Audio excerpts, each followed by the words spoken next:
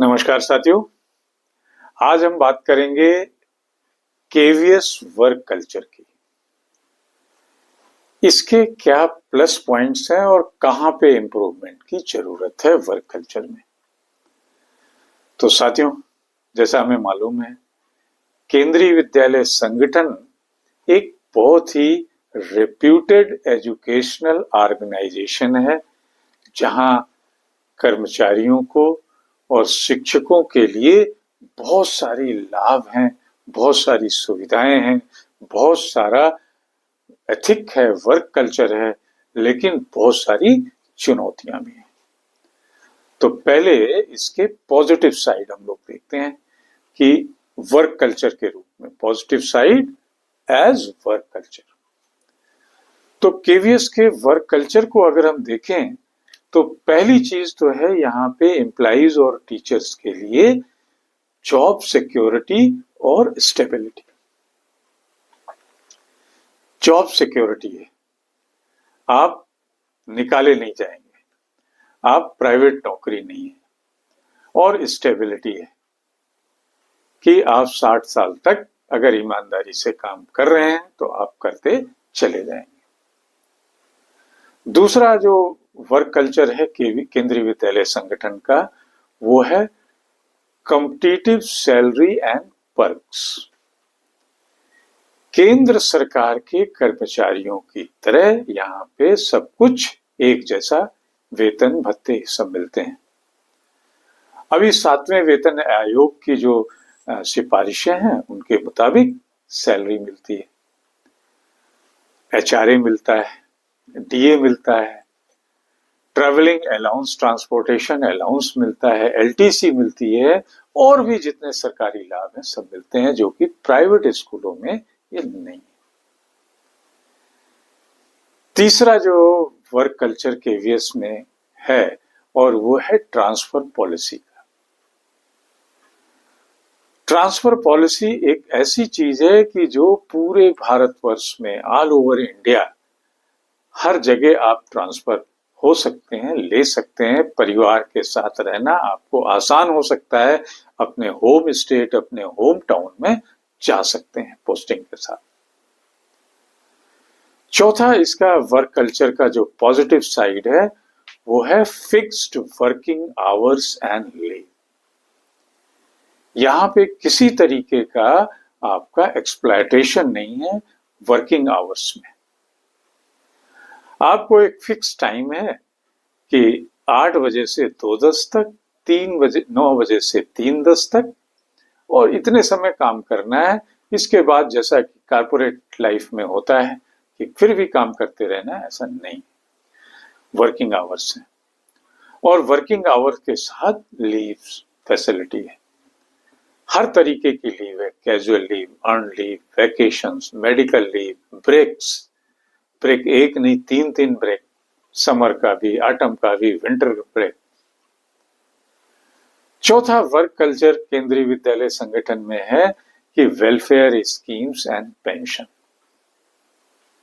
कर्मचारियों और शिक्षकों के लिए वेलफेयर स्कीम्स हैं, पेंशन की सुविधा है, एनपीएस हो या ओल्ड पेंशन हो। मेडिकल की सुविधा है, जीपीएफ है, ग्रेच्युटी है, सब कुछ है। छठवां positive effect, positive side of work culture केंद्रीय विद्यालय संगठन में है, और वो है आपका ट्रेनिंग एंड स्किल डेवलपमेंट। यहां नई नई टेक्नोलॉजी, नई नई शिक्षण विधियां, टीचिंग मेथोडोलॉजी, इनके बारे में ट्रेनिंग दी जाती है। और ट्रेनिंग एक टाइम ड्यूरेशन के बाद, एक इंटरवल के बाद दी जाती है, जिससे प्रोफेशनल डेवलपमेंट हो सके एम्प्लॉइज का, टीचर का। एक और अच्छी चीज है, पॉजिटिव साइड है केंद्रीय विद्यालय संगठन का, कि यहाँ पे पॉजिटिव वर्क कल्चर है। पॉजिटिव वर्क कल्चर में हम यहाँ डिसिप्लिन की बात करेंगे, हम यहाँ रूल्स की बात करेंगे। अगर रूल है तो सभी के लिए बराबर है, डिसिप्लिन है तो एक जैसी है। एक आठवां पॉजिटिव साइड है केंद्रीय विद्यालय संगठन का कि यहाँ पे रिस्पेक्ट और सोशल स्टेटस मिलती है टीचर्स को और एम्प्लॉइज को। रिस्पेक्ट मिलती है यहाँ के अच्छी एजुकेशन की वजह से, बच्चे जो आगे जाके जिन्होंने सोसाइटी में कुछ नाम किया है उसकी वजह से, और एक अच्छे संस्थान के अच्छे शिक्षक होने की वजह से। एक नवा पॉजिटिव साइड है केंद्रीय विद्यालय संगठन का, और वो है school infrastructure and resources. Schools यहाँ पे जो मिनिमम रिक्वायरमेंट है वो हर स्कूल में है केंद्रीय विद्यालय में। स्मार्ट क्लासेस हैं, लैब्स हैं, लाइब्रेरी है, स्पोर्ट्स है, फील्ड है, पूरा 4 से 5 एकड़ के स्कूल होते हैं। और आखिरी जो पॉजिटिव साइड है वो है जिसको मैं बताना चाहूंगा, that is discipline and uniformity. Uniformity, देश भर के सारे स्कूलों में, केंद्रीय विद्यालय में एक जैसा सिलेबस, एक जैसा डिसिप्लिन पॉलिसी और एक जैसी क्वालिटी ऑफ एजुकेशन। तो साथियों, ये थे केंद्रीय विद्यालय के पॉजिटिव साइड इफेक्ट्स।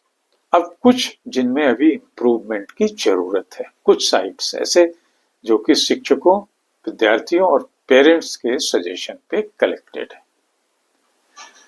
पहला तो है कि heavy workload and administrative pressure. Employees पे और शिक्षकों पे वर्कलोड बहुत ज्यादा, अननेसेसरी वर्कलोड, और उसका जो प्रेशर है शिक्षकों पे आता है। कौन सा वर्कलोड होगा? जैसे इलेक्शन ड्यूटी, जैसे डेटा एंट्री, जैसे रिपोर्टिंग है, और भी इस तरीके के।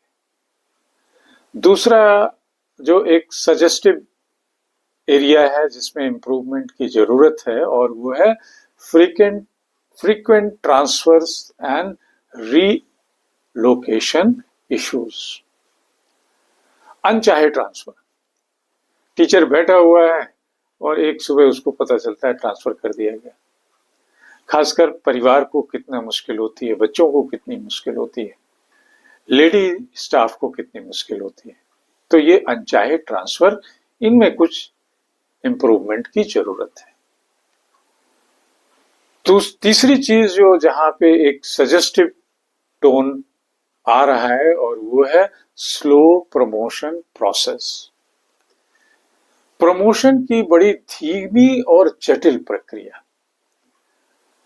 शिक्षक साल दर साल, 10 साल, 15 साल, 20 साल एक ही पोस्ट पे, और कभी कभी उसी पोस्ट पे रिटायर भी हो जाते हैं।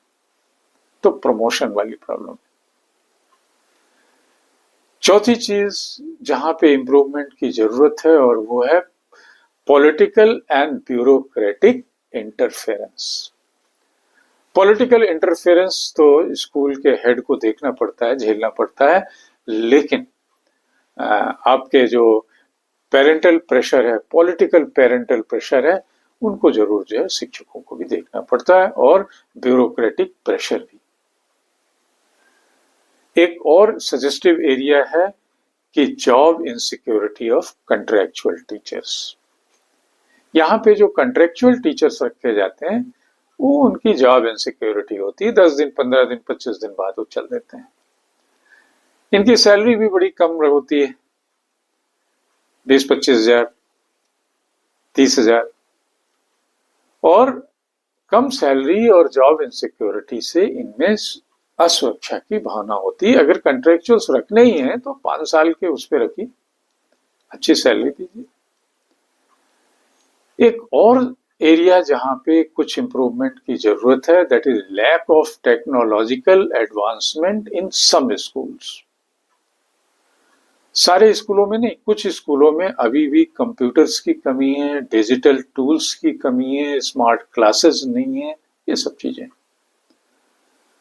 सातवां एक सजेस्टिव ग्रे एरिया है, that is stressful exam and assessment system. Board exam, internal exam, copy checking, ज्यादा समय देना, और उसके तरह तरीके के एनालिसिस, रिपोर्टिंग, एग्जाम एक दिन होना है, कॉपी 3 दिन चेक होनी है, एनालिसिस साल भर भेजना है। तो ये थोड़ा एक ग्रे एरिया है, इंप्रूवमेंट की जरूरत है। एक और चीज है ग्रे एरिया में, लैक ऑफ करिकुलम फ्लेक्सिबिलिटी। जो अच्छे शिक्षक हैं, जो कि बाउंड्री तोड़ के भी बाहर पढ़ाना चाहते हैं, उनके लिए बोरियत होती है एक जैसा सिलेबस पढ़ाना। उसमें कोई इनोवेशन नहीं हो रहा है, उसमें कोई नवीनीकरण कोई नहीं हो रहा, उसमें रचनात्मकता नहीं हो पा रही। ग्रे एरिया एक और जिसमें कि ध्यान देंगे, और वो है staff shortage and extra workload. Her school में स्टाफ की शॉर्टेज है, और हर स्कूल में वो जो शॉर्टेज है वो कहीं तीसरे टीचर्स नहीं कर रहे हैं, वही जो रेगुलर टीचर्स हैं वही कर रहे हैं। अपना सब्जेक्ट के साथ साथ उनको दूसरे सब्जेक्ट भी पढ़ाने पड़ रहे हैं, वर्कलोड बढ़ रहा है। और लास्ट है जहां पे ग्रे एरिया, जहां पे ध्यान देना है, और वो है bureaucratic delays and rigid policies. कोई भी काम जो सिंपल है, सीधा है, अभी हो सकता है, उसमें ब्यूरोक्रेसी डिले करने के मूड में रहती है इस समय काम को। और वो डिले के साथ साथ थोड़ी सी रिजिडिटी भी होती है पॉलिसीज में। अगर बच्चों के इंटरेस्ट में कोई चीज होनी है तो इमीडिएटली उसको फुलफिल होना है। तो साथियों, ये थे केंद्रीय विद्यालय की वर्क कल्चर के 10 खूबसूरतियां और 10 सजेस्टिव एरियाज, जहां पे अगर कुछ कर लिया जाए तो ये दुनिया का एक खूबसूरत ऑर्गेनाइजेशन बन सकता है। साथियों, इसी के साथ टॉपिक का एंड याद दिला दें, चैनल @Mr. Sudeep 104 को जरूर शेयर, सब्सक्राइब, कमेंट